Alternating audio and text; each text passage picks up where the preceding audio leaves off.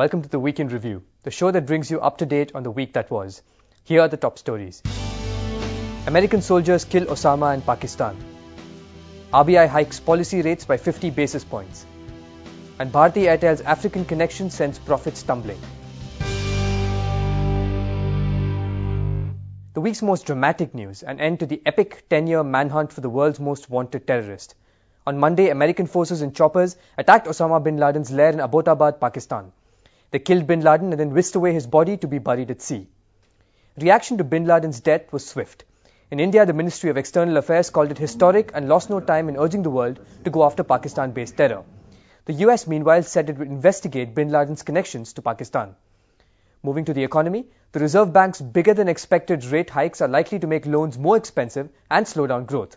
On Tuesday, it took a hawkish stance, increasing key policy rates by a full 50 basis points.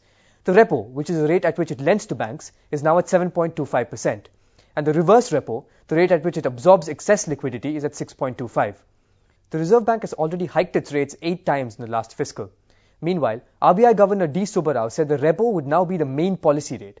He added that the reverse repo would now always be kept 100 basis points below the repo. And the Reserve Bank has also reset the targets for India's economy. Projected inflation for the fiscal ending in March 2012 is now 6% with an upward bias.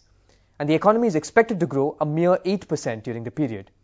In another move on Tuesday, the Reserve Bank increased the savings account deposit rate for the first time in 19 years.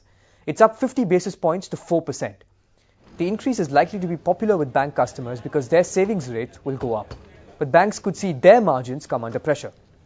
But the Reserve Bank wasn't done. It also accepted a key recommendation of the Malegaon Committee on Microfinance.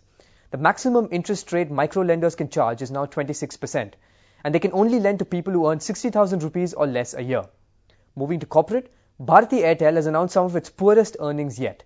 India's biggest telecom company reported a 31.5% drop in fourth quarter profits to 1,400 crores. The fall occurred despite a 51% revenue growth to 16,266. A number of factors ate into Airtel's profits. The company has spent a lot of money on introducing 3G and data services. And then there's the expensive rebranding exercise.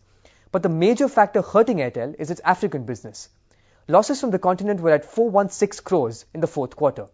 Also in results, Hero Honda's earnings have gone into reverse gear. The company posted a 16.23% fall in profits to 502 crores. Hero Honda sold a record 1.4 million bikes during the period. But the firm says its margins are under pressure because of rising costs of raw materials. Moving on, the legal battle between Jet Airways and Sahara may finally be at an end. On Wednesday, the Bombay High Court asked Jet to pay Sahara India 478 crores plus interest. That interest will be calculated as 9 lakhs a day after the 30th of April. What's more, Jet has 2 weeks from the 4th of May to cough up the money. The dispute dates back to April of 2007 when Jet Airways bought Air Sahara and renamed it Jet Light. In 2009, Sahara India and Jet got into a legal battle over payments. Staying with airlines, India's aviation regulator DGCA is cracking down on possible nepotism in the skies. 9 of its officials will now be prohibited from overseeing airlines where their children work. The airlines in question are SpiceJet and Indigo. Of course, there's no evidence the 9 officers did anything wrong, but the children of 2 of them were hired despite concerns about their abilities. And here are some stories in brief. The India Today group is looking to expand into regional markets. Chairman Arun Puri told Mint there are plans to set up regional publications because there's growing advertising demand. He also said they were considering a Hindi language newspaper. Bharti Walmart wants to become India's biggest wholesaler.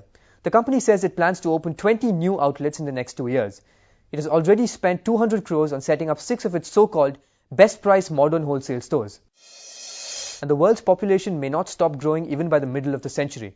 A new report from the UN projects that instead of stabilizing at 9 billion by around 2050, the number of people on the planet could go up to 10 billion by 2100. And that's all we have for you. Thanks for watching.